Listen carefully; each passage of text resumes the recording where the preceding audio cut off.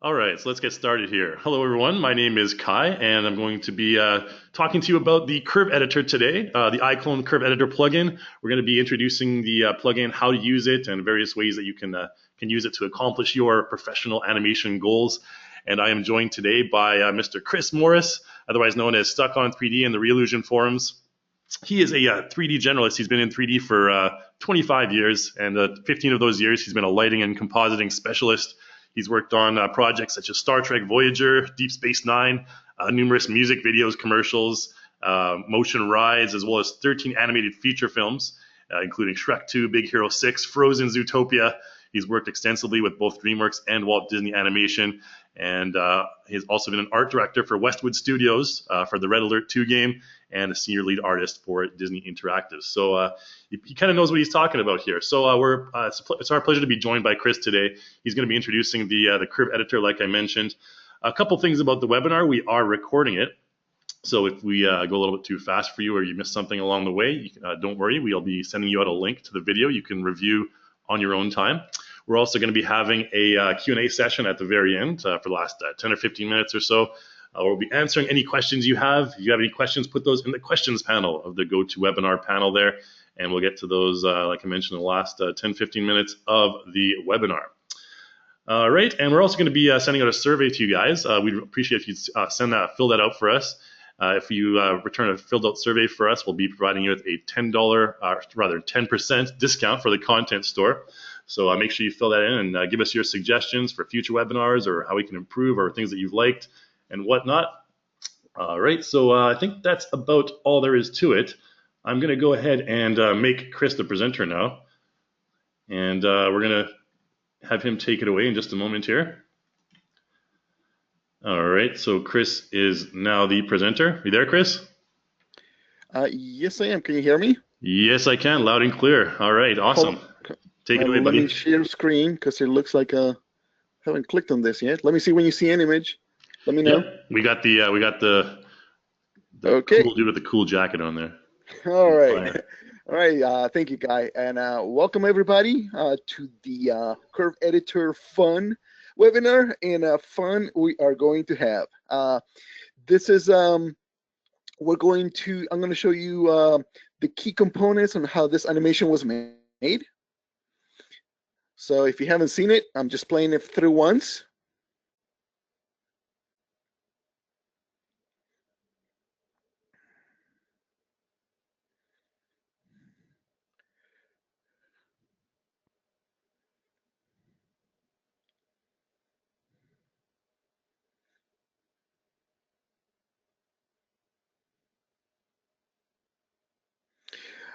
All right. So do you think this guy was just lucky or what? Right? So we're going to talk about here, we're going to divide this into three parts. The first one is we're going to talk about how the obstacles were created and how they were animated using the curve editor as well as the timeline. The second part is going to be about the character. We're going to string together some motions and then talk you through the process of how I came about doing the gauntlet. And you have to have a little bit of foresight on how you're going to do things because I'm working with pre-made motions. So you gotta know your motions and then afterwards apply them to the story. And then after that, we'll put it together so that I'll show you how he became that lucky. So we'll tweak the props and the character's motions so they are perfectly synchronized into this one dangerous dance, if you will. So let's go ahead and get started because we have a ton of stuff to cover. All right, so we'll start off with the obstacles. So as you can see here, let me go ahead and I'm going to press Control-2. So this is your usual workspace, which is your standard workspace. What I usually like to do when I do animation is actually switch it to the animation workspace. This way I can have my timeline in the bottom and I can have my curve editor in this area once we start it and we trigger it. So another thing I usually do is, especially when I'm doing first rough motions for my props, is set up to loop so that I can continuously play it. So what I'm going to do in my timeline editor, I'm going to press my Alt mouse wheel to zoom out and I'm going to bring in the out marker. There's an in and out marker here, so you have them up here as well. And I am going to make this top play bar invisible in order so we have a bigger real estate here. Now I'm going to press Control G to make that grid disappear, because right now we don't need it. And I'm going to Alt mouse wheel, and notice that when you mouse wheel, Alt mouse wheel, it will center wherever you have the play bar on. So if your play bar is over here, and I zoom in and then I zoom out, notice that it's this always in the center. So this is a good way to move in and out if you have a very a pretty long animation, to move in around your timeline. So all right, so I want to make this animation about 120 frames. So let's set this loop to be 120 frames. So now whatever I do, it will just keep on looping on that range. So let's deal with let's talk about first the axe. The axe is made out of two components, two axes facing away from each other, and we want to make this axe have a nice feel, a nice weight. So that when it swings, it feels like it's going to be super heavy and it's going to smash whatever's in its way. So let's create some keyframes here for this. So let's make sure it's active inside the timeline by clicking on this little icon here.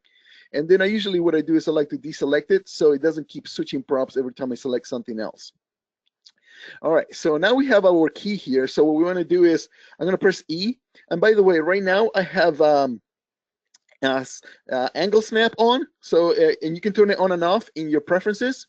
So if you press Alt P, I'm sorry, Control P, you have angle snap over here, so you can toggle it there, or just press Control E, of course, and that will turn it on and off. And I like to set it to 45-degree angles, so it's much easier to control the rotations.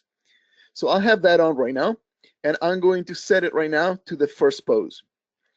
Next, we're going to go to a frame 120 here, and we're going to add another key right there because we already have the transform track selected. So add a key. So basically, there's going to be no motion right now because it's basically in the same place.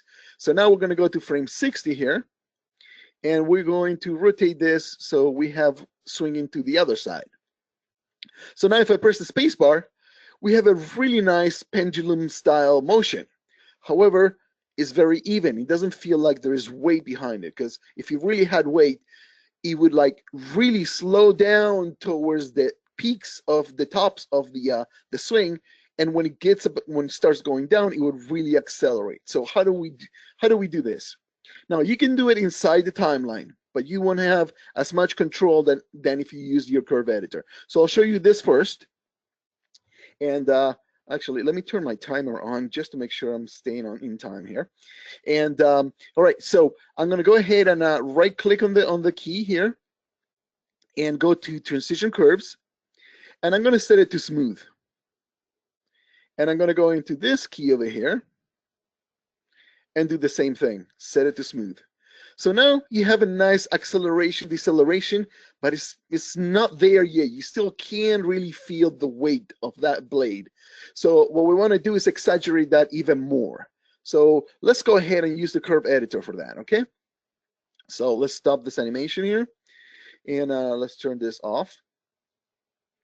And I'm going to go ahead and you can get the curve editor several ways. You can click on Plugins, Curve Editor. You can right-click on the prop and go Curve Editor, Transformation, or you can select the key over here and you can right-click, Curve Editor, and this will bring up our curve editor. All right. So in here, I'm going to give you a quick overview of the UI. You have your tree view, which basically allows you to put it in subfolders. So you have position, rotation, and scale in subfolders. Or you have this list view, which basically lists everything available for that particular prop. So you'll be working on this when we have the characters, because you don't have a tree view for that. So if you're wondering why you have that, that's what it's for. You can also do a search. So if you look for a particular piece of a body, like the neck, the head, you can always type it here, because when you have the character, you're going to have a very long list of features you can have. So it will make it easier for you. All right. So let's go ahead and take a look at the rotation, because right now that's the one thing that we keyframe. So I'm going to go ahead and frame this in so we can see the curve nice and clear. All right, now you will notice that we have some hollow circle here. Now circles in here means rotation. For position, you have triangles, and for scale, you have little squares for the keys. So just so you can differentiate them. Now, when they're hollow, that means they have a transition applied to them. So we're going to go ahead and remove those transitions, because if you have a transition, that means that you cannot use the handles for the keys, but because the transition is being applied to it. So I'm going to go ahead and just select, actually I'll select the entire curve, and by selecting the entire curve, I'm selecting all the keys, and I'm going to right click, go to curve, and create default. All right, so this was the original motion that we saw without any transitions. Now we want to create that acceleration and deceleration effect, and to do that, we'll go ahead and we'll do it first. We'll do an acceleration by selecting this keyframe over here and stretching it out a little bit this way. And then I'm going to select the opposite key here and do the same thing. I am going to, by the way, I'm pressing the shift key here so that it locks it horizontally or vertically, depending on the first motion that you do. So you press the shift key up and down, and it will move it up and down, or you press the shift key side to side, and it will move it side to side only. So that's a good way to make sure that you're not moving it in time or in value, depending what you need. So I'm going to go ahead and I'm going to put this at frame 30, which is the downswing of going from right to left, right?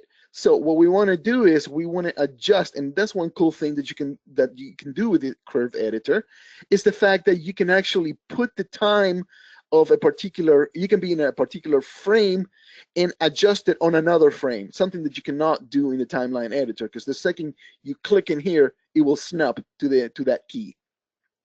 So let's go ahead and put this at 30. And I am going to go ahead and scale this guy's side so that the swing ends up down, all the way down.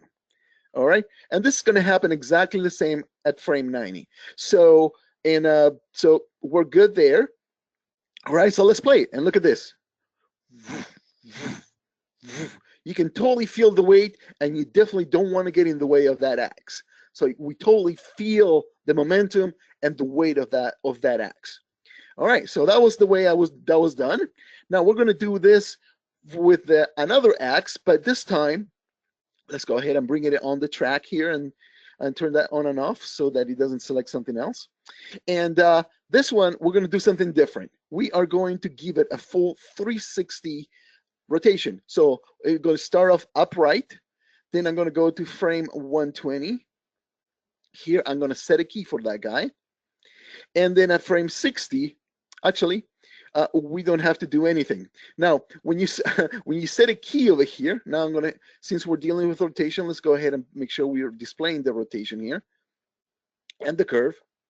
So you can go over here and then type 360. That's one way you can do the animation, right? So that looks pretty good. It's all right. However, again, it's too smooth. It's not really quite working the way we want it. We want a nice acceleration on the path down, right? So what we're going to do is the exact same thing with the other one, which is basically just selecting the handle and stringing this a little bit tighter, because what we want is this curve to be as vertical as possible. This shows acceleration, and when it goes vertical. When it goes horizontal, it gives you deceleration. So I'm going to go ahead and do the same thing on both sides so that it is, by the time we are at frame 60 here, it swings down. Okay, so let's see what we have. So you can feel the swing that is going harder. However, notice how there is a pause there at the beginning, at the beginning of the loop. So to get rid of that, and actually I'm going to keep this plain while not adjusting, which is another cool feature about the timeline editor, is allows you to do changes. So now, as we move this handles here,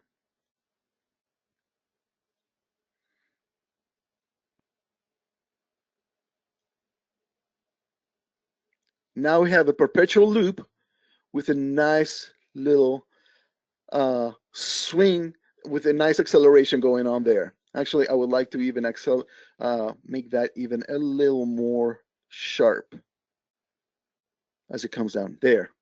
Nice. All right, so that's the way that one was done. All right, next we are going to move down to the what I call the smasher. All right, don't want to get under this. All right, let's go ahead and go in here. Make sure we have our track selected here. All right, it's there. All right, you will notice that this guy has no keys whatsoever. So let's go ahead. It's our cylinder here. So we have a key already set at the top, so where it is. So that's good. So let's go to frame 120. And in here, we are going to add another key. So, and then when we get to frame 60 here, we are going to pull it down. So nice and simple, right? Very simple animation. You can see the update there on the curve editor. All right. So boom. All right. So if I play this right now, it's just going to look very mechanical because it's very smooth. And, you know, it doesn't give you any sense of danger. So what we're going to do here is I'm going to just select this curve. Let's display just the position curve for the z-axis. So it's fully displayed there. And I'm going to give this a transition curve effect. So I'm going to go ahead and right click and under curves, transition curve effect preset. And I'm going to tell it to end in a bounce. This is a really nice effect. Look at that. It looks with a simple push of a button. We have a beautiful animation here happening. Now, what's cool about this is the difference. You can do it. By the way, you can do this as well inside the timeline editor. You can do it the same way I did it by doing transition curves and click on the same menu. However, the advantage of having this curve editor is you can see the peaks and valleys of the animation. So these peaks and valleys are not displayed here in the timeline. So you will notice that if you wanted to time the first bounce to where you want it to happen, there will be a lot of trial and error for you if you just had the timeline. However, because you can see the motion of that curve inside the curve editor, you can totally move the keys around and know exactly where that thing is going to bounce the first time. And I will show you this in part 3. All right, so so far so good. We're doing all right here. I want to make sure we're doing okay in time here. All right, so we will go over the next, if we have more time at the end of Q&A, I will show you some tricks that we did over here and how this grinder was created. All right. Okay. So can we do an audio check? Can you guys hear me okay? Yep, I can hear you fine. Okay, good. All right, excellent. All right, just wanted to make sure. All right, so let's move on to the next part. All right, so this is how first I prepared the props and I wanted to see how they would behave more or less. And so now you can see they already have some motions here happening and pretty simple stuff, right? So the next thing we're gonna do in part 2, let's move on to part 2, where we actually string the motions together for the character. So I'm gonna load that in. And while that's happening, let's take a look at the animation again. And take a look at the precision in which these things are happening. Now, when I put this thing together, the key is know the motions that you have. We're using the Assassin pack, and I saw a lot of very, very cool motions. I loved that motion, that turn around and keep on walking nonchalant, like nothing's happening. And I was like, oh, we got to use that. The other thing is I saw the jump So when I jump roll, that was beautiful. And another thing I wanted in this animation is to make sure that we didn't just go forward. So I wanted some lateral motion. So sure enough, the pack has some really cool roll to the side, to the right, roll to the left. So we use that. So, you know, I will show you real quick how we strung this motions together. Right now we have a scene that's loaded, and as you can see, there's nothing going on here, just the character standing on the platform. And now let's go ahead and start adding some motions. I'm gonna press the F4 key to bring up the content menu, and I'm gonna dock it in here. All right, so we have everything into one side here. All right, let's go to motions, template, motions, and let's go and select the assassin pack here, and let's go to mobility. So I want to start off with a simple idle. So let's go ahead and go for that idle. Make sure you have the character selected, so otherwise you will not get the animation in it. It will give you an error. So, all right. So he's just standing there, slightly moving for 300 frames. So 300 frames of an idle is very boring. That's 5 seconds of nothing, right? So let's go ahead and shrink that up a little bit. So let's go ahead here to about maybe frame. Let's go ahead and also shrink this up a little bit, so we don't have all the whole thing.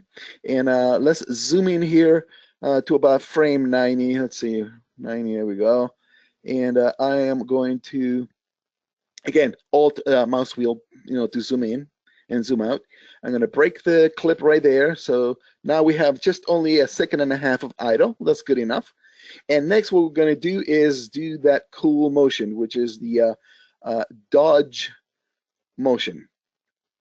So I'm gonna select the clip, press this the tab key to push it to the all the way to the end, and then I go dodge C.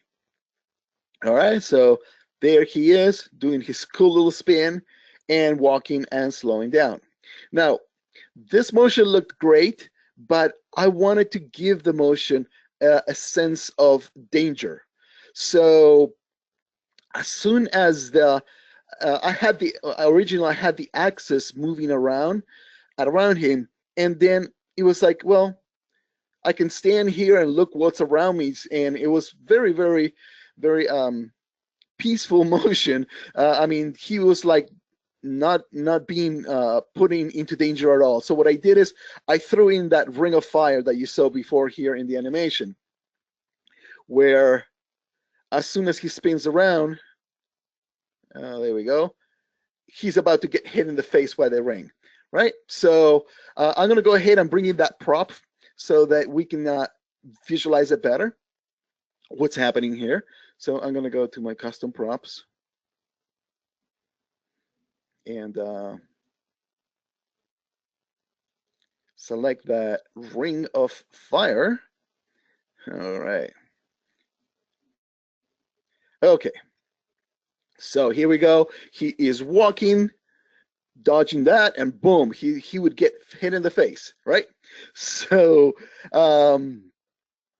what we want to do is obviously we want to dodge this as it comes towards his face. He sees it and is okay, now it's time to dodge. So what I'm going to do here is I'm going to set the motion here, make sure we have this guy selected. All right, and I'm going to zoom in and out to frame this better. And at this point here, I'm going to break the clip. All right, and I'm going to select the clip, press tab to push it all the way to the end, make sure it's all the way to the end. And now I'm going to give it from here, we're going to go into a crouch. All right, so now we have, he starts walking, he spins, and crouch. Now, he's still getting hit in the face by the ring, but this is the part, we're going to fix this in part 3. Because he's barely getting hit there, and it's exactly what we want. And then on the way back, he's getting hit back of the head again, and we will fix that again in part 3. This is the part where you adjust the character's motion to the prop instead of the prop to the character's motion. So basically, this is the whole process of stringing motions together and making it into a story. So now I want this, for example, to go a little further. And I want to make sure that we're still on time here. We're doing okay. Yeah, we're doing okay. All right. So I want to make sure that we can go through the hoop now. So this is where we're going to add our jump and roll. So notice how he dodges down a little bit and then goes slightly upwards.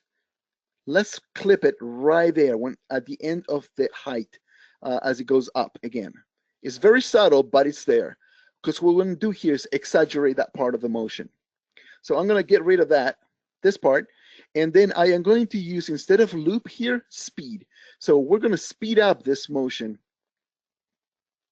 So it happens, let's make sure we have speed selected. And let's go ahead and shrink it down. And in essence, we are making it faster. So now if we go to the end of that loop, we're maybe a little bit faster still. Let's see. So that's pretty good. We can leave it there. If not, we can always adjust a little bit better later. So he's crouching over here. Turn around, crouch. And then from here, we are going to go again, press tab to go to the end of the clip. And we are going to do our first stunt. And we're going to do this guy. All right. So now he will dodge these two, and then he will jump right in between. And again, do not worry if the leg is getting hit by the ring. We'll animate this part of the leg so that actually goes up as it goes through the ring. So that'd be a very easy fix, and we'll do that in part 3. All right. So that's the whole idea behind stringing the animations to make this story together. Now I'm going to go ahead and fast forward this to a more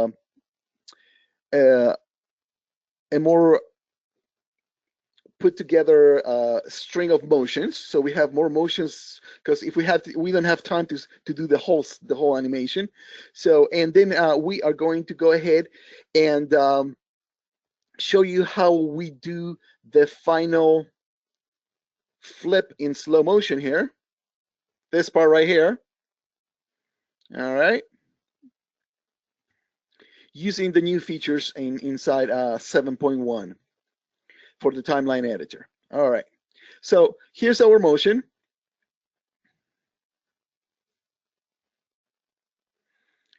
He's almost there. He's still getting hit by the ring. We'll fix that. No big deal.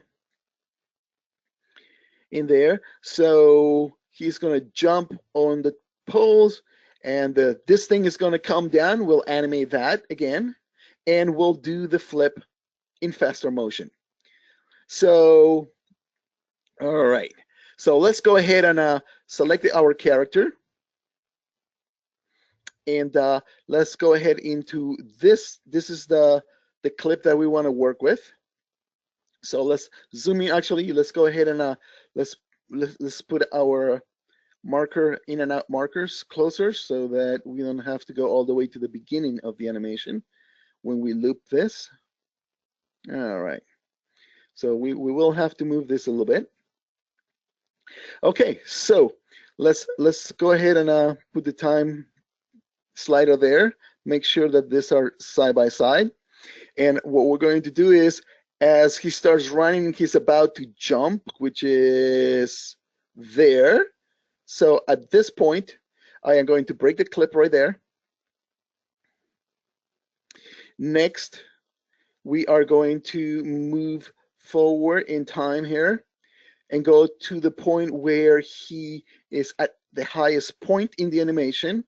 So there, and we're going to break the clip there. And then when he lands with both feet there, he's about to straighten out. In here, we'll break it right there again. Okay, so now we'll go ahead and zoom in and out here a little bit to move these things out of the way. And so what we want is the first part of the run to be fast and then slow down the motion. So in here, we are going to use a time warp. This will allow us to go from fast to slow. And so what we need is the ease out function. Look at the little curve here. See how the curve goes sharply up and then goes vertical? That means it will accelerate and then decelerate towards the end. So that's what we want. All right. And if you look here at the cellular distribution or the cell distribution, this shows you here how the keys have been spread. All right. So they're tighter together here, and they are more apart here. Now, what we got to do to the other side of this, so notice here that we do get a slowdown right there. So what we want to do is go from slow to fast now for this part of the clip. So let's go ahead and do a time warp, and this time we want to go from slow to fast. So the curve here is horizontal and then goes very sharply vertical. So that is ease in. So this is the opposite of what we did over here. So now what we do is we have the slowdown right there. Great, right? Pretty simple. All right, so what I'm going to do here is I am actually going to merge these two clips now. And what I can do here is I am going to stretch it in time to make it slower. So let's go ahead and scale this in time so that it goes to about 2.5, to half the speed. So now we have our character running and doing a slow motion turn. Now notice here, however, that there is a little bit of, as he does the spin here, let's go ahead and there. There's a little bit of pause there, a pause that we really don't want to have here. So one way that you can do, one thing that you can do here is you can actually go into the sample motion clip and then sample a part of the motion clip. So let's go ahead and do sample part, and we're going to sample the torso part. Now this is very, very useful once you see it inside the curve editor, because this will allow you to see where the glitches are in the animation. Now we're dealing with a Y rotation here, so I know that this is my Y axis that is having the problem. So I'm going to go ahead and just select the Y rotation for the hip, and I'm going to zoom in. I'm going to make it fit. So let's make sure that it's selected there and fit. All right. Now, and if you zoom in further here, you will see where the hiccup is. It's this little lump here that's causing the little hiccup. So what we're going to do here, what we can do is actually we could remove this by deleting those keys, and now we have a really smooth curve. And now if we play it, it looks a lot smoother. Now we can, you also notice that the translation in the one of the axes is doing the same thing as it has the hiccup as well. So I'm going to go ahead and select my my translation in Y, in the Y position here. I want to make sure we're still doing okay. All right. So, and then I'm going to do a fit. So notice here, the glitch is right there. This little thing here that's happening here is creating that glitch of the little hiccup. So you can, this, by the way, this is a good way to actually clean up your motion capture. So you can smooth out your motion capture where you have glitches that way. So you can keep, and now you have a nice smooth motion all the way across. It's slow, but it's very smooth in transition. Once you have that cleaned up, now I'm going to go ahead and right click and go flatten all parts. And now we have a nice, smooth, clean clip for us to work with. Fantastic. All right.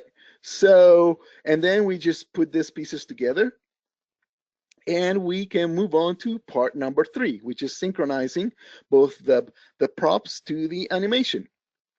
All right.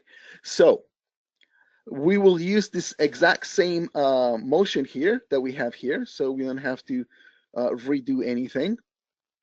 And since we already saw the part where his head was getting hit by the ring of fire, let's go ahead and go to that part first. So you will notice in here, let's go to the beginning of the animation. Let's zoom out and let's put our markers in and out so we have a little more range of motion here. All right, go this one. And in here, we'll go to about halfway through. So let's see. All right. So our ring, there we go. All right, it's about to hit him there. So let's go ahead and move the in marker to about there and the out marker to, oh, that's pretty good. So let's go on the way out there. Okay, so we'll stop right there for the out and view it from the camera's point of view. Notice here I've been using my camera, so if I try now to play this animation, the camera is going to be doing all kinds of crazy zoom ins and outs. So what I'm going to do here is I'm going to go to the first frame of my animation. I'm going to select my camera and I'm going to remove all the motions that are related to that camera. So all we have is just this character that is actually in this animation.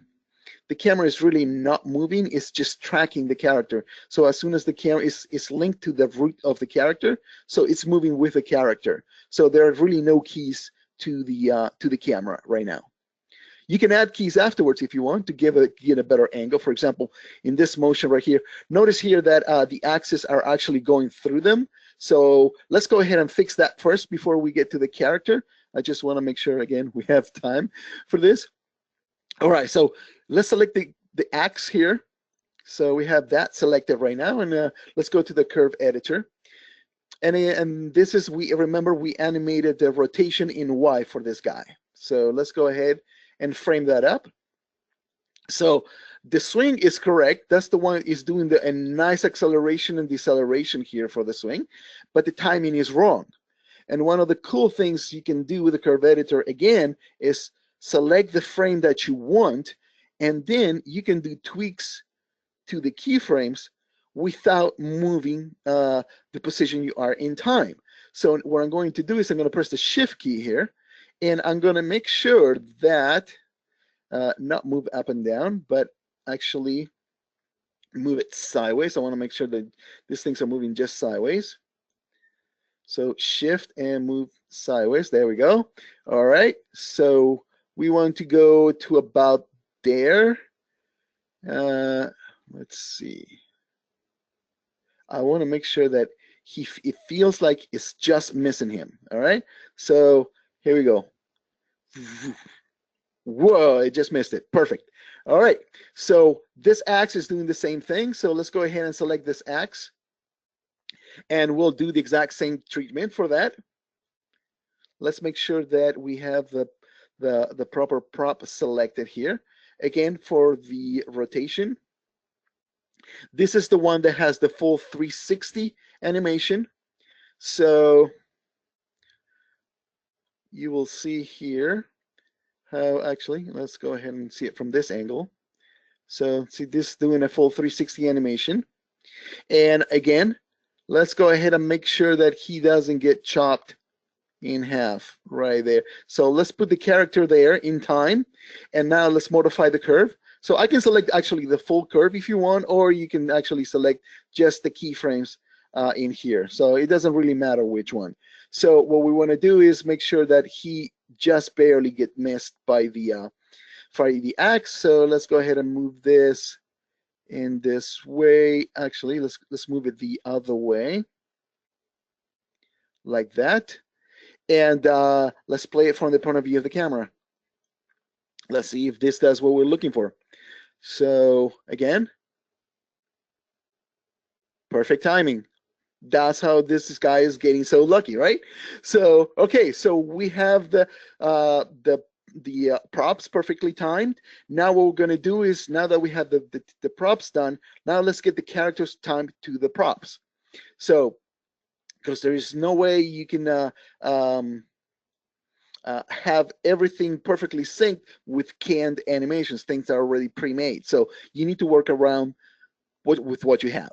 So what I'm going to do here is I'm just adjusting my ins and outs here, so that what we want to do is, as soon as we spin around, so let's go ahead and put the marker here. And as soon as we spin around, okay, so we're working with this clip right here. So let's go ahead and zoom in there. And I'm going to go ahead and do some motion layer editing here. So let's set a keyframe for this part right here. So let's go to edit motion layer, and we're going to set a key for our character right there. And then I am going to press the clip and tab it so it goes all the way to the end, and set a key there. Now I'm going to go ahead and we're going to set another key when he is going to get hit about there. Okay, so in here we are going to go ahead and use a little bit of IK and pull him back a little bit so he avoids that. And then we'll go ahead and rotate the face or the neck or the head, and pull that even further back as well so he does not get hit. So let's go ahead and push this a little bit forward, and notice that he is still getting hit. However, what I'm going to use here is the curve editor so that we can get out of that range by actually using the curves. So what I'm going to do here is I'm going to type, notice that when we have the character selected, we have this huge list of things that you can animate, and that could be, a little bit daunting, but you can separate as long as you know where the bones are. For example, I know that the spine is one of the bones that I have animated. So this way, I can isolate the spine curves here. And I know that is, see the red here, that means is the X rotation for the X axis. So let's go ahead and select this one and that one. And I'm going to select the keys for this guy. And I'm going to go ahead and move the handle here so that the motion keeps going a little bit further down. All right. So both spine 1 and spine 2. And then we also want to animate the neck. So let's go ahead and type neck here. There we go. Again, it's also the same rotation. So I'm going to out of fit. Notice the curve is so sharp upwards immediately. That's not what we want. What we really want is, and I'm going to zoom out here so we get a little bit more play there. And notice in here now we can go ahead and extend that a little bit further. And let's see. I think we are avoiding there pretty good. And let's play it and see how this is working. All right, so that's not bad. That looks pretty good. And he's not getting hit. He totally avoids that. And then as he comes down, we want to give it a little bit more length into the rotation here. So again, let's go ahead and go back to the spine and get that going. So let's go ahead and type spine here. SP is enough. And let's play with those rotations again. Make sure that we exaggerate those guys a little bit further. Like that. All right. Like so. Okay. So that should clear him out. There we go. Okay. Okay. So now we do the same thing, but on the way back. So he's going to get his back of his head hit there, right there. Boom. So let's go ahead and select this clip. Shift tab will take you to the beginning of the clip. And now let's go ahead and set a key there. So again, motion layer, set key. And I'm going to press tab again in here to go to the end of the clip to set a key there. And we are going to do the same thing here. we are going to go to the point where his head gets hit to about there. And let's go ahead and animate this. Let's see there. So let's select the hip, and let's go ahead and push him down like that. And let's go ahead and select the head and rotate that down like so, and make sure that gets cleared. Let's see. So as we go down, not quite. So we can tweak this in the curve editor and fix it. So let's go ahead and do that. So let's go to the curve editor, and now let's go to the hip this time. And we are playing with the position of the hip. So there is, we want the Z-axis position, and let's make sure that we drop him further down. Now you got, I had two keys select, actually multiple keys selected. So let me undo that. Make sure that only this key is selected. And now let's go ahead and move this further down. And we want to make sure that we go, okay, like that. And if it's not enough, you can actually also notice that this is not clear enough. Again, you can have the time slider in one particular spot, and you can move this key. Actually, I'm going to press shift and move it down so that we actually doing that as well, so that he actually does clear that nicely. And now let's go ahead and go for the neck. Not necks, but neck. There we go. Neck rotation. And let's fit that in. And let's do a little bit of follow through by doing the exact same thing, making the curve continue upwards here. So I'm going to zoom out a little bit by moving the mouse wheel. And let's go ahead and press my, actually, just move it. And this will force the neck to go down. But not only that, it will also give it a nice little follow through as the camera moves along. And you will notice that now when he goes down, it's nice and smooth. And that's about it. That's how you adjust the emotion of the character. Now let's see. We still got 10 minutes, so we can continue with this. All right. So let's go ahead now and go to this part of the animation. Again, I'm moving the camera, and I should be using the preview camera. So let's go ahead and remove all the motion from that camera, because otherwise we'll get this crazy motion happening here. Let's zoom out, and let's make sure that we are all the way at the beginning of the animation here. And I am going to select the camera here and remove all animation, because we've been moving the camera a lot lately. All right, so there we go. And now let's go ahead and move towards the end of the animation, which is, keep going here. All right, so let's move to here. And let's see, at the beginning here, notice that we did not have the smasher action happening here. So let's do that first. So I'm going to go ahead and we'll start from this point. All right, we'll start from this. He lands, and we'll have the smasher come in. So let's go ahead and switch cameras here. Go to the preview cam here, and zoom out a little bit. Another thing I'm going to do is make sure that this camera, the actual cam, which is the one that's following him, is invisible. Now I'm going to select this prop here. All right, so what we want now is, let's go ahead and go to the camera view here.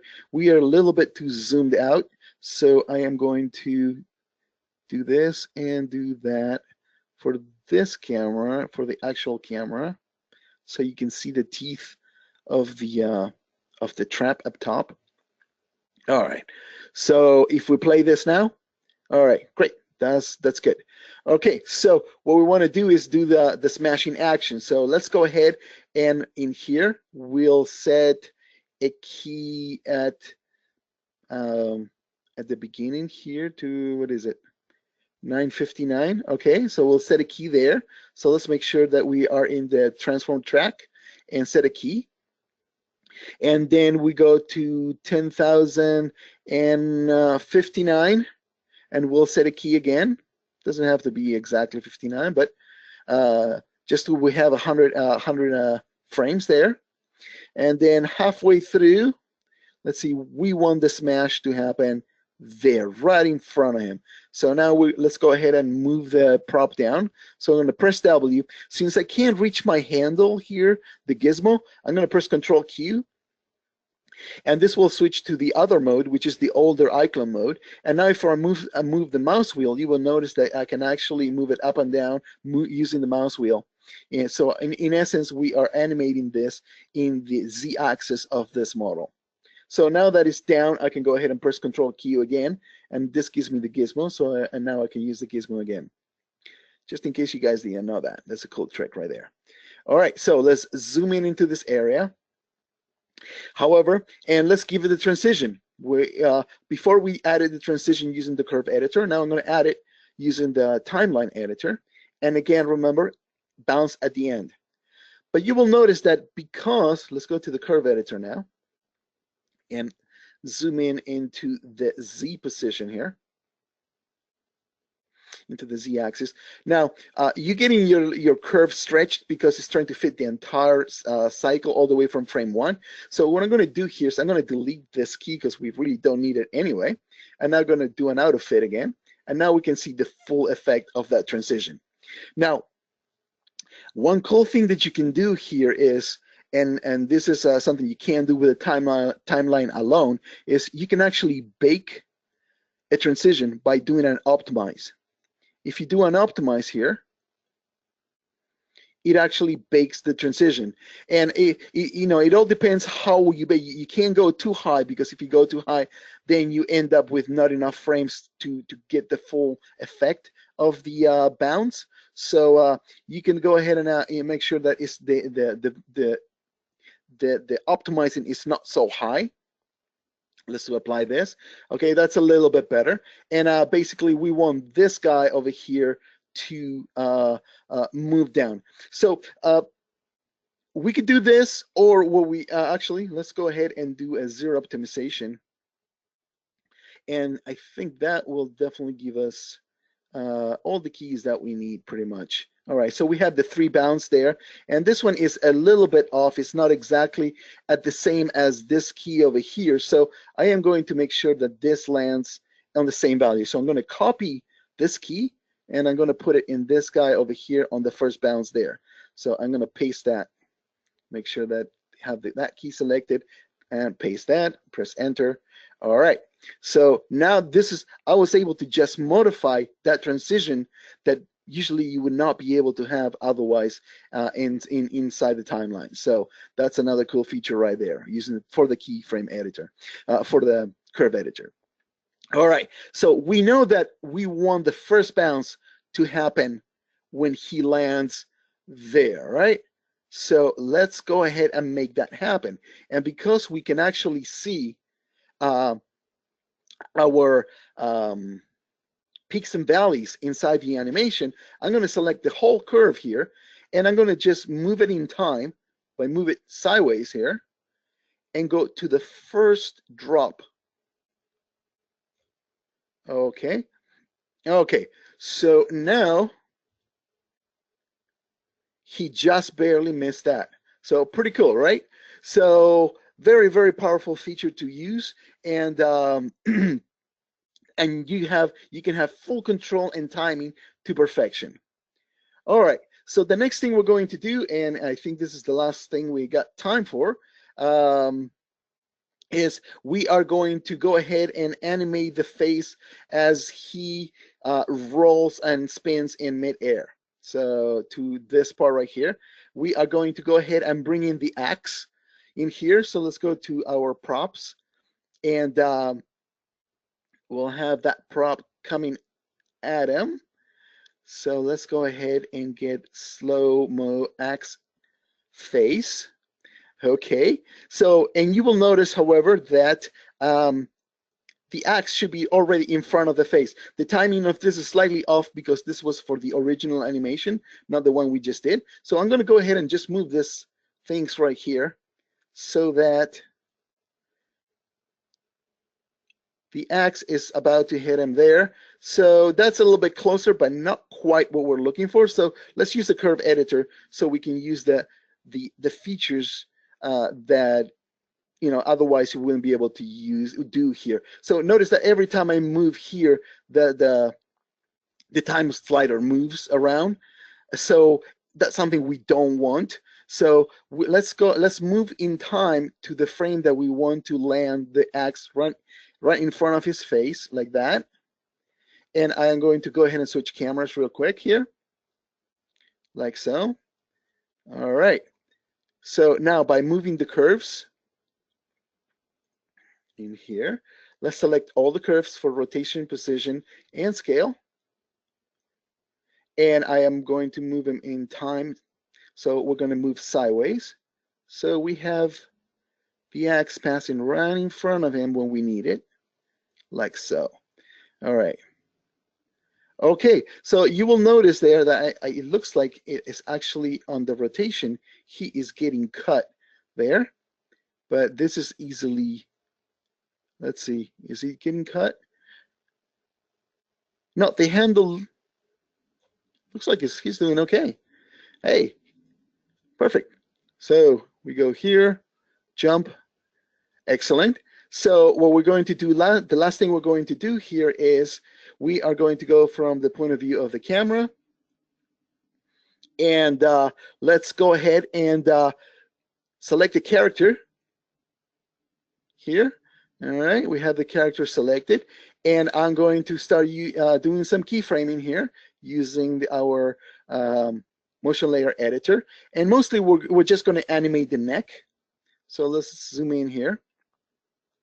And when we get to this first key over here, we'll go ahead and set a key there. So I have our character, motion layer editor. All right, so we're going to set a key there, and then he is going to look toward where the axe is. So let's go ahead and do a rotation of the neck. So he looks up and sideways there. So he looks at the axe coming at him. So he's doing the flip to about there. So he's still looking at the axe there. And then let's go ahead and go again to about there. Right now is too much. So let's go ahead and have it still look at the axe over there. And finally, there, he gets a little closer, like so. And then he is going to get past that. And then he's going to start rotating back towards the end over there. And we're going to reset the keys to go back to the original animation. All right, so now, and that's how it was done. All right, so we're going to conclude our webinar right now, and we're going to have our Q&A session. So if you have any question, now's the time to ask. So up to you, Kai. Awesome. Thanks for that, Chris. Very educational, very powerful tool, the curve editor. So it's really nice that we can, get a pro to teach us how to use it. So yeah, we're gonna like Chris mentioned here, we're gonna do the Q&A session. So if you have any questions, there's already a few questions in the questions panel, but if you have any more questions, we'll be able to answer those at this time. And again, we'll be sending out a 10% discount if you fill out the survey that we're going to email to you guys, and we are recording this, so keep that in mind. All right, so Annie Bell says, "Thank you, Chris and Kai." Well, thank you, Annie Bell, for attending. She's often in our webinars, so it's good to see you again. Okay, so this is from Frank. Off topic: is Crazy Talk required to make custom heads, in particular to add new facial expression characteristics?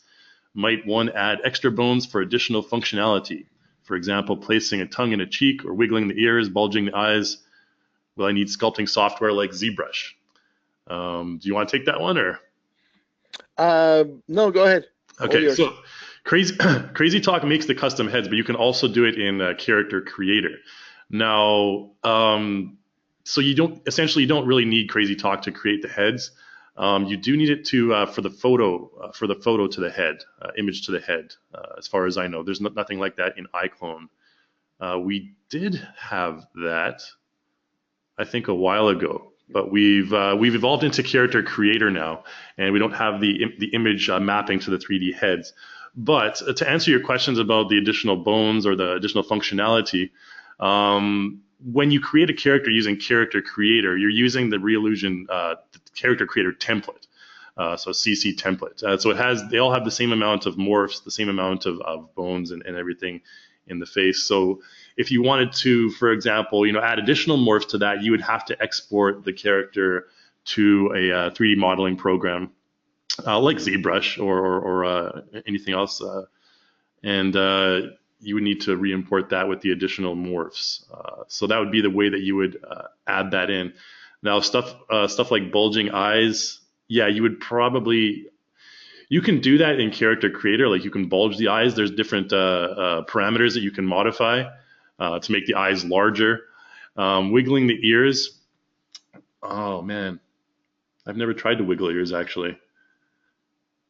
I don't know if there's any. Again, you'd probably need to import in custom morphs with the ears wiggling in order to have the wiggling ears. I think. I don't know if there's bones in the ears. I don't believe so. But with Character Creator characters. But yeah, again, you'd probably need to have custom morphs imported in on your character. So hopefully that answers your question there, Frank.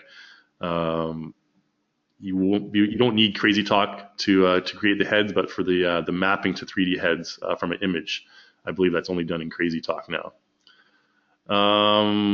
Okay, so Jonathan asks, can you collect the clip in the curve editor and save it to the prop? And is there a way to add it to presets as a custom curve? You there? Repeat that again. Okay, so he says, can you collect the clip in the curve editor and save it to the prop? And is there a way to add it to the presets as a custom curve? You can collect the clips here in the timeline, not in the curve editor. But then you can save the motion and then just bring it back in. Is that what they mean, or I'm not sure? I believe so. Yeah, I think so. So Jonathan, there's the collect clip track in the timeline there. The actual curve editor, there's no collect clip functionality within the curve editor, but you can collect the clip in the collect clip track there, and it saves all that keyframe information. So. Yeah, hopefully that answers your question there. If you need any clarification on that, just let us know what kind of things you need clarified.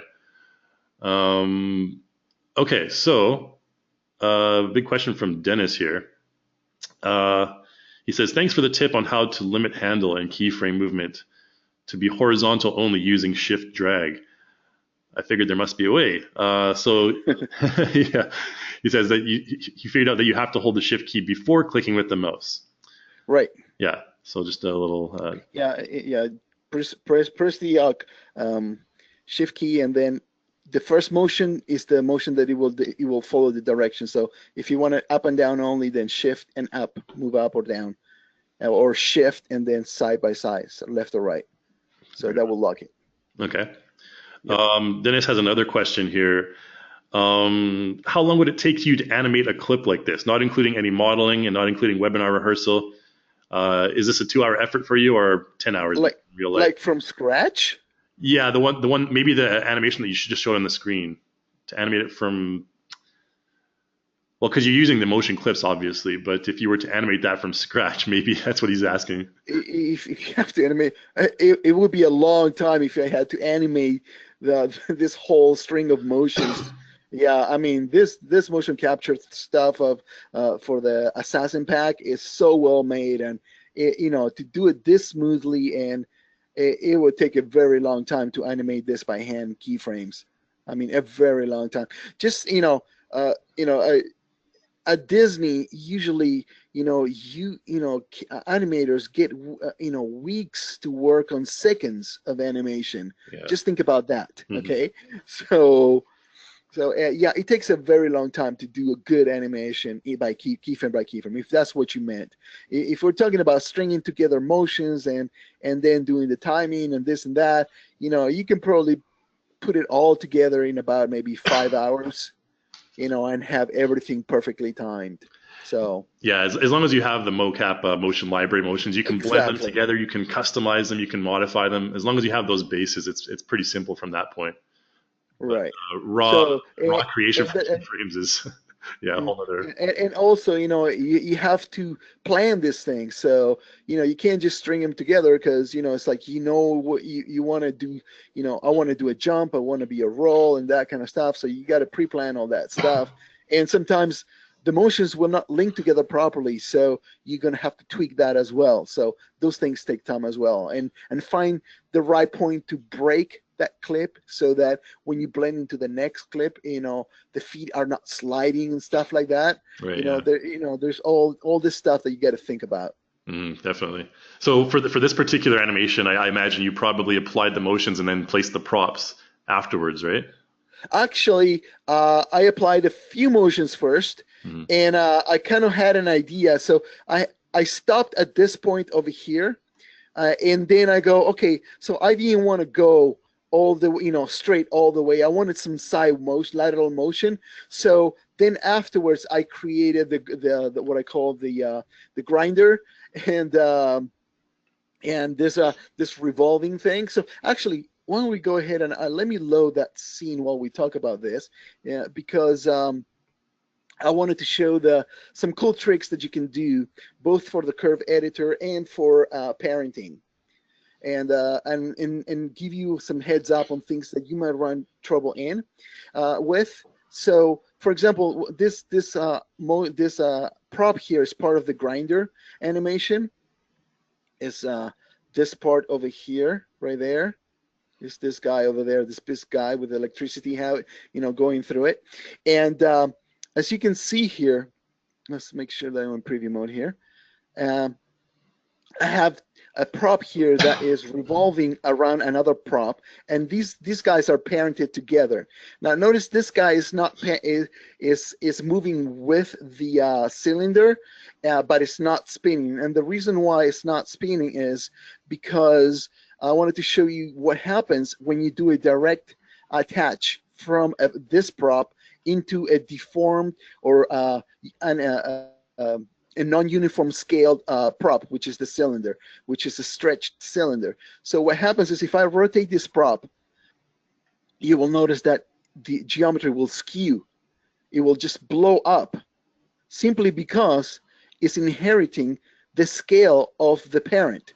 So one trick to move around that problem is to put a dummy prop in between. So I'm going to press Control D to turn on the dummy props, and I'm going to turn off the floor so that it doesn't block what I'm trying to show here. And you will see in here that I have this cube at the bottom. So the process that I have going on here is I have this dummy prop attached to the cylinder, and then I have this mace spiky thing attached to the dummy prop. And because I have that, I can actually select just the maze, and I can rotate it without any kind of skewing. So this will prevent that blowing up of the geometry. So that was trick number one.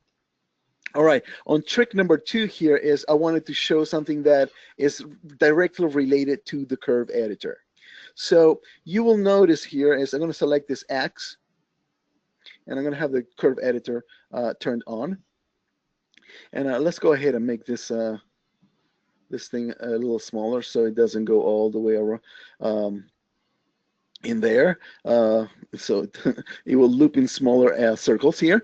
So what happens is when you have a model here and you start adding keyframes. So let's go ahead and make sure it's added, is view in the track. We can see the track here for the transform. And you will notice here we have a key. And if I want to go ahead and animate this, go to about frame 120 here, and I am going to, again, set a key. That is, okay, we got that. Select this guy and move it in time. So it's a pretty simple motion happening here, right? So from center to the right of, we're just basically moving it in X, right? So here is our curve. So translation in X. So if we move a key from inside the curve editor and we move it up and down, basically it's moving it in value. So we are translating properly, right? So that is correct. But what would happen, I'm going to go ahead and select this key and remove it completely. I'm going to delete that. But look what happens if I actually rotate my prop. Actually, now I'm going to go ahead and remove animation, make sure that this is at frame 1. That's what we wanted the distortion to happen. And we want to move it diagonally or in an oblique angle, but local to the model's axis, which is this one over here. So what happens if at frame 120, I want to go ahead and translate this like so. So you would think, right, that if I go in here and move this in value, this would move along its local axis. But no, look what happens. It's moving side to side. It actually is moving to the world axis. So if you want to tweak motion that is local to an object, what you can do is, and here is the trick that you can do. I'm going to go ahead and rotate this back to its original position. Did I? Oh, I selected a different. There we go. So let's go ahead and actually let's reset it in modify here. Let's take all of the rotations out. So real quick, go in here and zero that out and zero that out. Okay. Zero, enter. Zero, enter. All right. So now it's straight. And now what I'm going to do here is I'm going to do the same trick I did for the grinder. I'm going to create a primitive. I'm going to scale it proportionally, so it's not so big and doesn't cover the whole axe. And then I am going to align it to the axe by right-clicking and go align and select the axe. And we'll align it to the X, Y, and Z. All right, press OK. All right, so now I'm going to go ahead and select the axe. Make sure you have the parent, because we have two axes here facing each other, away from each other. And in here, then we are going to right-click, and we are going to attach that to the dummy prop. All right, so now we're going to go ahead and select the dummy prop here, and we're going to give it the same skew angle we had before. So we're going to do this and that, like so. So let's go to frame 120 now. And notice, let's select the axis now. And let's go to the curve editor. And now I'm going to go ahead and move it along its local axis, like so. Okay. And now you will notice that if we select this key over here and we move it in time, in value, it is moving along the local axis. It's not the world axis. So this is a way that you can actually make sure that you can actually use the curve editor for a particular prop and have it move in its own local axis. So that's a very powerful tip right there. So because some people, I'm sure they could have gotten frustrated by the fact that it's like, if it works great if you're working 90 degrees angles according to the world, but if your object is rotated in any fashion, things are not going to work right. So a way to get around that is just attach it to a dummy prop and then rotate the dummy prop and then deal with the actual object afterwards and do whatever you need to do. Right on, the old dummy prop workaround, eh? Yep, yep, yep. All right, thanks for that, Chris. We got to move on with Sure. other questions here. So we're Yeah. next Bring one it. is from Walter. Can you use the curve editor with popcorn effects? Currently, I don't think so. Do you know? I have not tried it. Probably some aspects of it, like the transforms and stuff like that, you probably could. Yeah. Yes. Transformation, yes, but I think the curve editor needs to look for particular uh, uh, uh, uh, particular functions. So right now, uh, oh, well, should we try it? See what happens. I think we'll kind of move on to the next stuff for now because we have a few more questions We'll to find get out through. for you for sure. Okay. Yeah, So yeah. And Walter, if you can also post on the forums, forum.reallusion.com as well. We have a lot of people there that experiment with different stuff and figure it out together as well. Since they're both pretty new products, I mean, we've only been using them for a few weeks or maybe a bit longer for us at Reallusion, but yeah, just launched a little while ago. So okay, so question from Annie. Chris, when you fixed the glitch in the avatar's rotating slow motion leap, how did you yep. know the glitch was in the torso and not something else like maybe the root node or the hips? Because the popping was happening throughout the whole character, and the hip is the center point of the skeleton.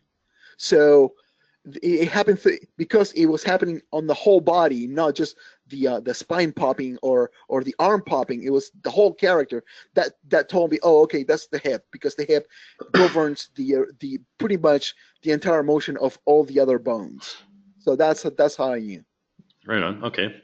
So question from Roberto. Is there any way to adjust the hand-arm penetration inside the character body using the curve editor? He says using the edit Yes. motion layer tool can sometimes be a bit long if the hand penetration is steadily happening in an animation clip. Oh, actually, the using the motion layer tool would be the fastest way to clean it up. I'm not sure if I understand the question. Yeah, I'm kind of in the same boat there. I think that using the edit motion layer tool, he mentions that in an animation clip where the hand and the arm move quite a lot.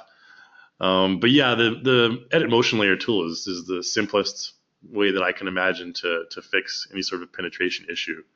The curve editor is mainly used for to make your motions more dynamic and give you more control over the progression of those motions. Yeah, to smooth things out, and yeah.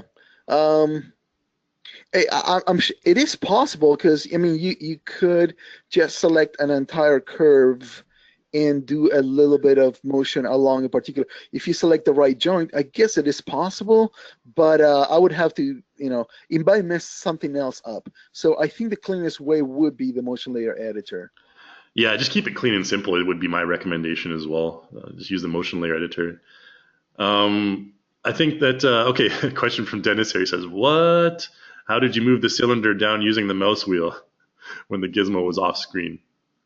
Oh, okay. So you have let's select any prop here. Doesn't matter. Now you have this gizmo, right?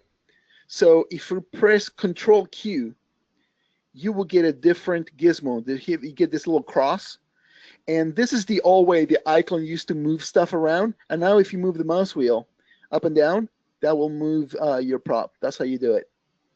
So and then if you want to get the gizmo back, you press Control Q again, and you get the gizmo back. So it's two different modes. And the cool thing about this mode over here is you can move it in two axes instead of just one at a time. Just like you could do it in when you have this, and you can click on this thing right here. So this moves in two axes. So it's just a way of being able to move things without having to actually see where the gizmo is. That's the advantage of this secondary gizmo.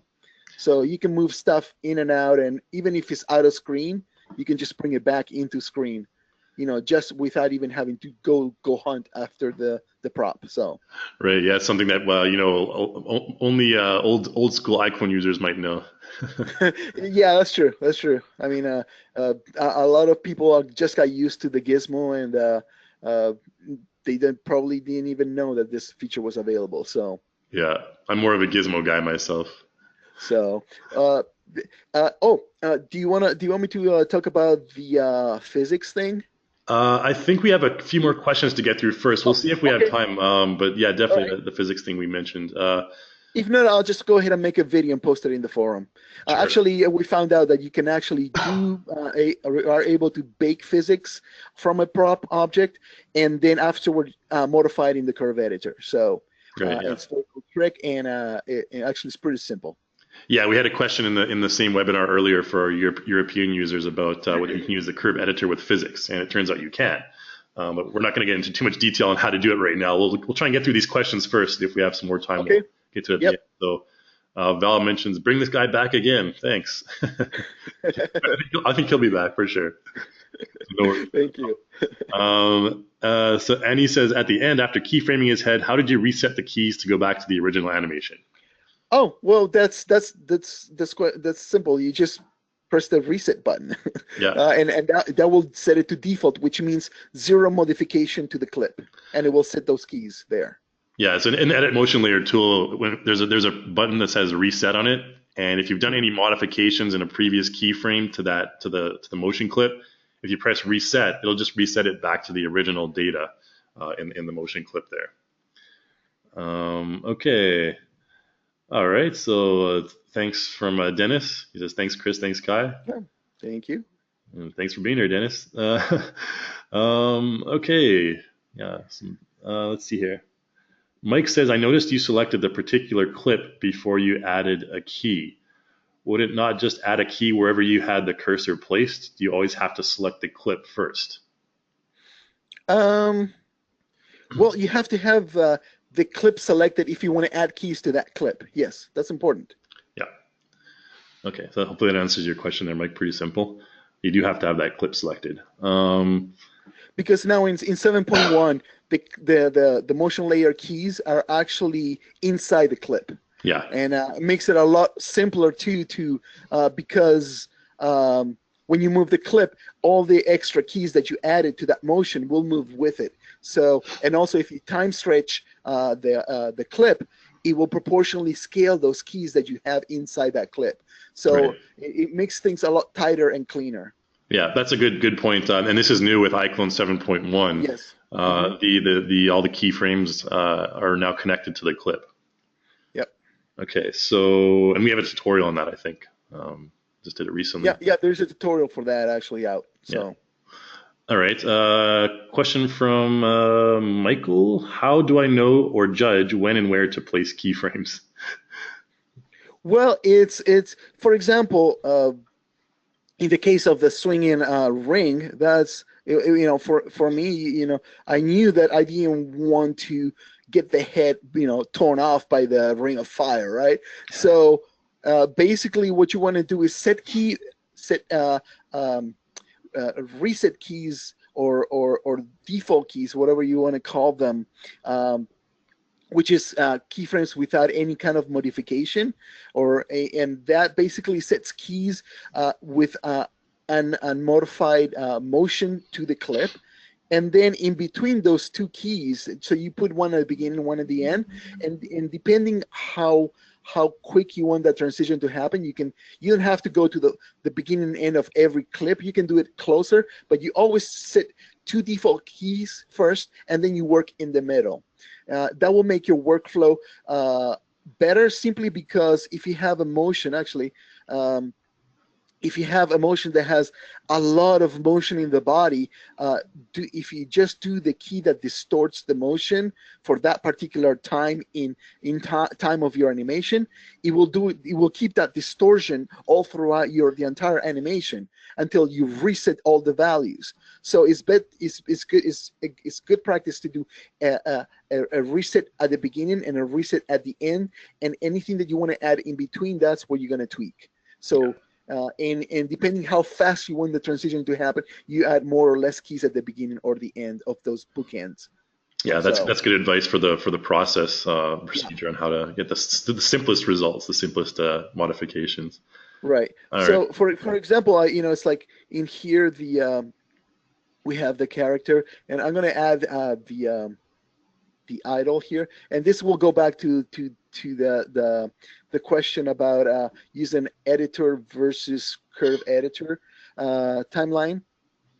So if we apply, oh, we applied it in the wrong time. So let's go ahead and go to the first frame here and apply this stand there. All right. So in here, actually, he is not really, he doesn't have a coat, so he is not having the hand penetration happening. But what you can do is on the first key, if you do the modification using the layer editor on the shoulder, so if you need to pull this out a little bit more out, you do it at this point over here. So by adding one key here, just this one key in the actual motion layer, and notice here it's just there, it will keep that all throughout the clip. So basically it's just one key and then your motion is fixed. It's not going to run. Even if he starts walking, so we have the key selected here, the clip selected here, sorry. And let's go ahead and go to the end there and just add another clip. Again, doing the same process we did before. We'll just do the dodge motion there. So let's go ahead and select dodge there. So as it goes through here, the animation, notice that there's a blend and the hand goes down there. So you might have to add another key at the beginning of the next clip if you want to keep that shoulder still rotating, still out of the way of the coat if there was one. So again, you just animate just the first key of that clip, and then you don't have to deal with the rest at all. So yeah, I don't know if that answered the question to the first question we had here. Yeah, I think that's definitely pretty clear, at least from my perspective. We'll have about 7 or 8 more questions here. We'll try and get through those in the next few minutes here. Sure. So shout out to Thomas and Frank and Samin, who have all just thanked us for the webinar. Thank you guys for attending. It's always good to have everyone here, and we'd like to hear your feedback as well. You can always email us if you have any further questions as well. I'm Kai at reallusion.com. That's KAI at reallusion.com. And Chris is always on the forums as Stuck on 3D, so that he can answer questions there as well. So if you guys have any further questions you want to ask us, there's something here from Tyler. I think your question got cut off because it seems to be an incomplete question. So maybe Tyler, if you can double check that and give us the full question there. Seems like maybe your question got cut off or something. I'm not sure if that was GoToWebinar, but just wanted to give you a heads up there. Okay, so Dennis we answered Dennis's question earlier about the how long it would take to create that from scratch or versus using motion clips. Okay, so Harry asks, can we use the whole set of this? Can we use the whole set of this animation sequence with other characters? Is it possible we want to use Wonder Woman or Gorilla to do exactly the same? You could do a collect clip, and save the whole animation. Yeah, it should, as long as the skeleton is exactly the same, it should be no problem. Yep. So Harry, like all the iClone characters basically share the same skeleton, basically. So you can just essentially just swap them out, no problem. You can even just have your character selected and replace it with another character. Super easy. So yeah, definitely compatible with all iClone standard rigs. Okay, Elias asks, what's the frame rate? What frame rate is industry standard as far as rendering out completed animations? Is 24 frames per second acceptable in the final render, to be more specific for a film? Well, that's a very good question. Now, it all depends. Film is 24 frames per second, and video is supposed to be 29.9997 or something along those lines per second. So, however, iClone works at 60 frames per second. So you are going to have to do a pull down of frames inside your timeline editor if you want to have different type of frame rates. So it's that unfortunately that is something that I've been talking to iClone about for a little while, and it's probably something that's really hard to do apparently. But I'm sure they're working on that because if you want to have an output that is professionally acceptable, you gotta be able to do the true standard video rate, which is 29.997, and also I think PAL is what is it, 25 frames per second, Yeah, I think so. right? And then film is 24 frames per second. So you got to be able to render at those particular frame rates. But right now you are stuck with 60 frames per second. Okay. All right, let's move on to the next question here. We had a couple more questions asking about the popcorn effects editor using the curve editor with popcorn effects. Um, yeah, just to clarify, you guys, I mean every popcorn effects effect basically has a dummy that is used as an emitter, so you can move that dummy obviously using the curve editor. As far as the parameters within the effect, those I don't think those can be edited using the actually, well, if they create keyframes in the timeline, I think they should be able to be edited with the curve editor, correct? Well, let's. I was going to just go for it and just low one and just test it out. Again, uh, I haven't tried using the curve editor for this. I have tried all kinds of particle effects, as you can see here on the animation. I have heat distortion, flames, flamethrower, electricity, cloud, fog, and all kinds of stuff going on here. And I was able to tweak using the slider parameters, but not the curve editor. However, I got a feeling that uh, what's going to happen is the only thing that you might be able to control is just the direct transforms of that particular effect. So let's make sure that you have that selected there for the particle. And let's deselect the ones we're not using, which is we don't want the axe and we don't want the male. We just want the meteor here. So you do get this keys right here. So if I have, for example, just the effect here and go to a frame here and go to the transform, set key, and and then move this actually in time to there. So we have that transformation there of the particle there. So we do have this, and now if we go to the curve editor, you do see the curve motion right there with precision there. We did move it along the y-axis, so this is our curve right there. So it does show up. But if you're talking about the actual parameters of popcorn here, where it says global scale and all that, that I don't think is something that has been enabled yet inside the curve editor. But let me just go ahead and do a tweak here. Go to this frame over there and do a change here in like global scale. So at least we have two keys there, like so. And if we go to the curve editor, see it doesn't show us these keys right here. Hmm. So let me right click here. So usually when you have a key and you right click on it, you can looks like you can actually do a preset to the key itself, but it's not being displayed. It's actually not being displayed here in the curve editor. So the functions are there, but they are not being called yet by the curve editor. So this is something I'm sure eventually will happen. Okay, good to know. Yeah, we just figured that out.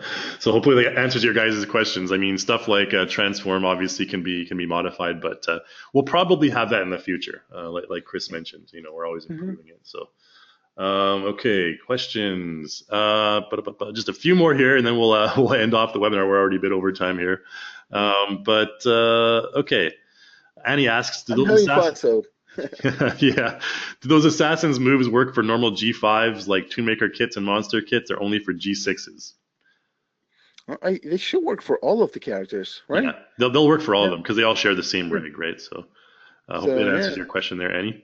I think the only difference would be for those Toonmaker kits, they use like props for their facial features. So Any Right. sort of facial animation would not be compatible. All right, so ba-da-ba-ba-ba-ba. Okay, Matthew just mentions, I wanted to thank you for making the curve editor, having the colors matching the X, Y, and Z axis of the gizmo. Really helpful. Yes, yes, for sure. Yeah, otherwise it'd be pretty confusing. Yeah, Um, XYZ RGB. Just remember that. yeah, XYZ RGB, exactly. Okay, so I'm not sure about this one. Roberto asks, when is the Python API planned? I haven't heard much on that recently. How about you? No, no, no. Haven't heard any birdies giving me any information yet on that. So Yeah, so we can't give you any info on that, unfortunately, Roberto. So, but that is coming up in the future. We're not just not sure when. I don't want to speculate at this point. Okay. Okay. So, okay. One quick question from Ilias. Can you explain pull down? oh, this is it's a function that editors do in order to get the proper frame rate.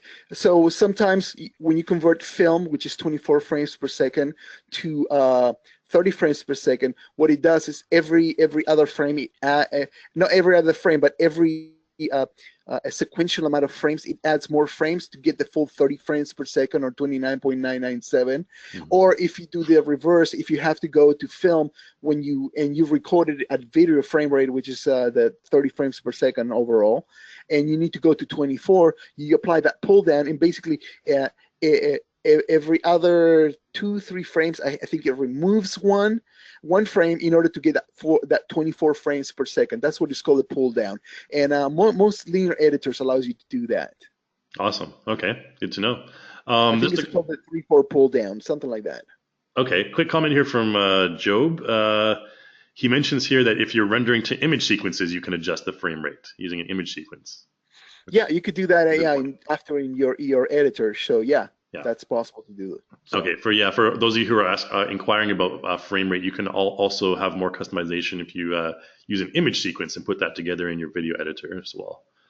I think that's about all the questions we have. This is probably the longest webinar we've ever had, actually, for about almost well, 40 there's a minutes. lot of information to cover for sure. Yeah, and So if you guys, I know a lot of you guys are curious about popcorn effects, and we'll have a lot of tutorials on that in the future. And if you want a webinar on popcorn effects, make sure you let us know in the survey as well, mhm. because that would be kind of fun to do. Yeah, Um, absolutely. yeah, I think we're just going to end it off there. Again, check out our forums, forum.reallusion.com. There'll be a lot more info in there. And make sure you fill out our survey, and we're going to send you that 10% off in the content store. And yeah, and any suggestions are more than welcome. We are always looking forward to your guys' suggestions for future webinars and videos and tutorials and whatnot. All right, so yeah, I think we're going to sign off. Again, we'll be sending you a link for the recorded video, the marathon 1 hour 40 minute webinar here. And yeah, okay, so Okay. everyone, good afternoon, good evening, good morning, wherever you are in the Well, world. thank you And guys. thank you again to Chris for joining us and blessing us with his knowledge Uh, of animation. oh, and by the way, I'll go ahead and post the a little video on how you can actually use the curve editor with physics props that are baked. So afterwards. Right. Okay. Yeah. So we were mentioning Yep. before, you can use the curve editor with the physics props as well. Once you bake the physics results. And were you going to put that on your YouTube channel? Yeah, I'll put it on my YouTube channel, put a link there on the forum so everyone can see it. If you go to showcases, I have a thread there where I put a lot of the animations that I do, as well as webinars coming up and so forth. I'll put it in there so you guys can check it out there. All right. Awesome. Thanks for that, Chris. And I All think right. with that, we'll sign off there. All So right. again, thanks Well, thank you, everyone. everyone. All right. And I'll see y'all later. All right. Catch you later. Bye.